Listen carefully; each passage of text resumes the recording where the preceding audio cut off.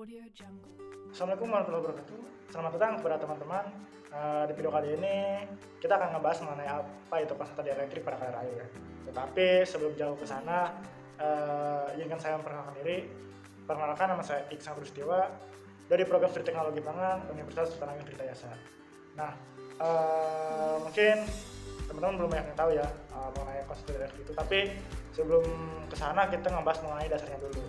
Nah, jadi di sini tuh konsentrat dielektrik ataupun yang berhubungan dengan kadar air itu masuknya ke dalam namanya analisis pangan.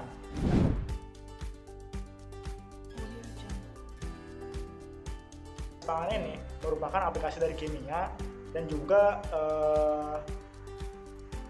turunan dari kimia dasar atau cabang. Nah, jadi analisis ini berarti penguraian ataupun penentuan bahan menjadi senyawa-senyawa penyusunnya ataupun komponennya. Nah, kegiatan analisis ini memiliki dua metode ya, yaitu ada analisis kualitatif dan juga analisis kuantitatif. Nah, apa sih bedanya dari kedua metode itu? Jadi di sini tuh analisis kualitatif itu bertujuan untuk mengidentifikasi jenis atau golongan suatu bahan yang akan kita uji ya. Nah, akan tetapi metode analisis kuantitatif itu adalah untuk mengetahui jumlah atau kadar setiap komponen penyusunnya dari suatu bahan. Nah, jadi udah tahu kan bedanya kualitatif sama kuantitatif. Nah, yang dimana dalam hal ini kita melakukan salah satu uji yang dilakukan yaitu adalah pengujian kadar air. Yang dimana kadar air ini tidak jauh-jauh dari air ya. Air ini mungkin sangat penting bagi kita karena tanpa air kita nggak bisa hidup. Nah, air ini ada hubungannya dengan kadar air ataupun dengan bahan pangan. Jadi kita ketahui dulu air itu apa sih. Jadi air merupakan suatu struktur molekul yang disusun oleh atom oksigen dan juga oleh atom hidrogen. Yang dimana kedua atom ini memiliki ion yang berbeda. Untuk oksigen ini memiliki muatan negatif dan juga untuk hidrogen ini memiliki muatan positif. Nah, keduanya itu saling tarik menarik sehingga terciptalah molekul air. Kemudian karena molekul air ini memiliki muatan positif dan negatif, jadi hal itu molekul air ini dapat bergabung dengan hidrogen yang terbentuk melalui tarik menarik. Nah, kemudian satu molekul air ini dapat membentuk ikatan hidrogen dengan 4 molekul air lainnya. Jadi sangat luar biasa ini sekali ya air ini. Nah, sebagian besar air dalam bahan pangan itu dalam bentuk terikat. Jadi walaupun kita udah menggunakan air, tapi tetap masih ada pasti di dalam bahan pangan itu air.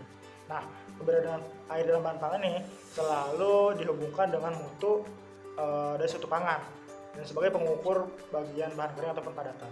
Nah, air dalam bahan pangan ini digunakan juga sebagai indeks kestabilan selama penyimpanan juga penentuan mutu organoleptik terutama rasa dan juga keempukan. Nah, air dalam bahan pangan biasanya dinyatakan dalam bentuk kadar air. Nah, ini yang akan kita bahas selanjutnya yaitu mengenai hubungan kadar air dan juga konsentrat dielektrik.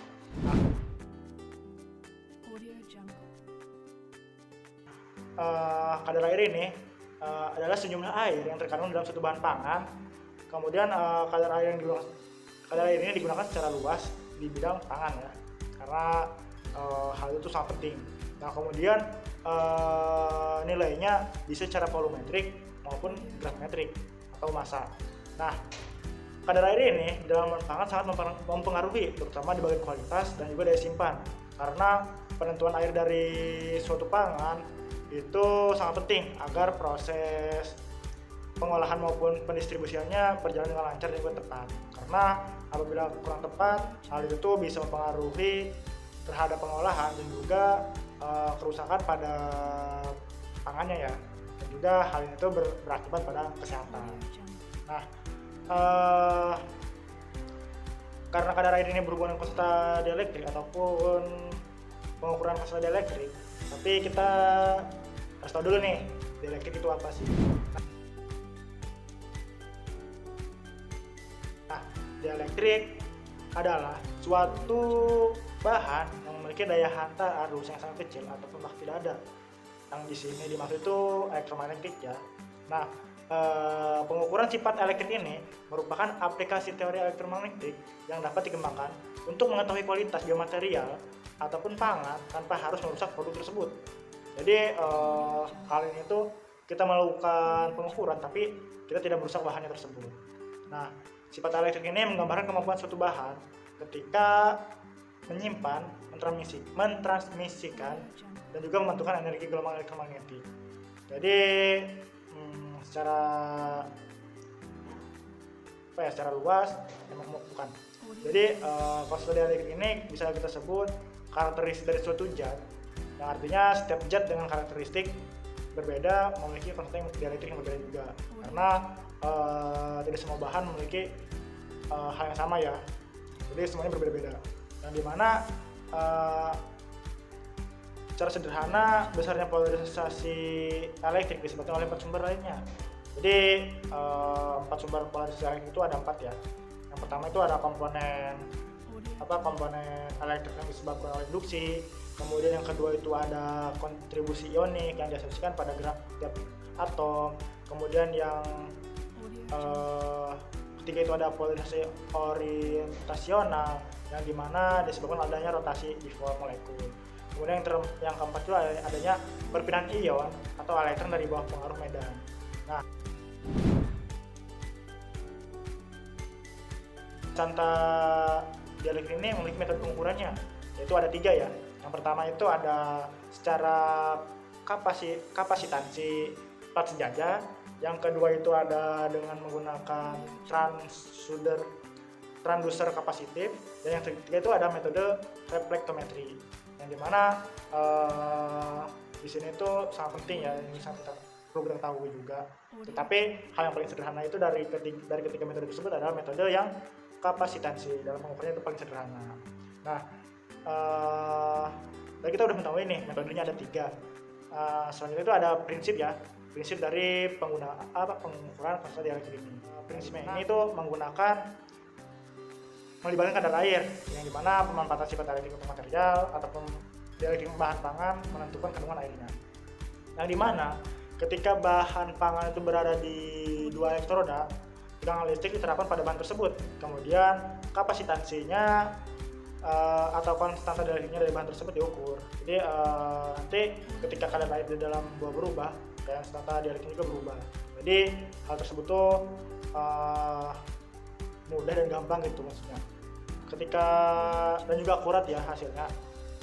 Nah, nanti ketika kita melakukan pengukuran menggunakan konstanta dielektrik, ketika bahan tersebut memiliki perubahan, otomatis hasilnya juga akan berubah. Nah, selanjutnya itu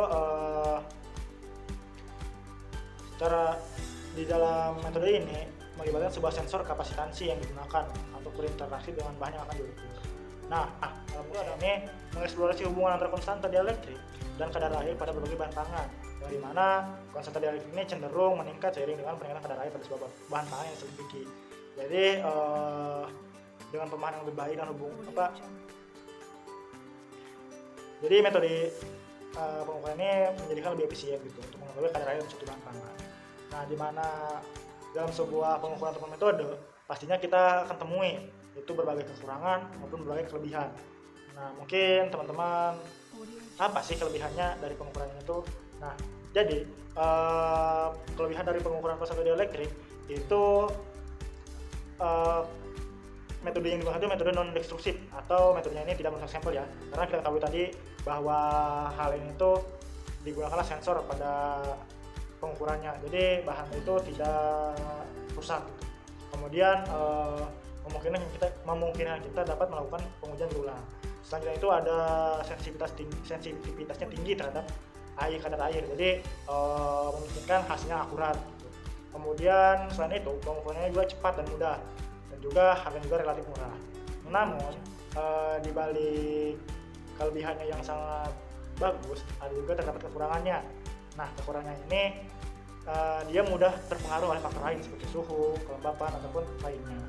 Dan juga kekurangannya itu adalah ketergantungan pada geometri sampel. Selanjutnya itu adanya keterbatasan pada konduktivitas tinggi, dan juga persyaratan keahlian menjadi hal utama. Nah, itulah tadi beberapa kekurangannya gitu ya. Mungkin itu yang bisa saya sampaikan mengenai materi konsep dialektik ini, terutama pada kadar air pada pengujiannya. Kurang lebihnya mohon maaf apabila ada salah-salah kata, mohon dimaafkan. Wassalamualaikum warahmatullahi wabarakatuh.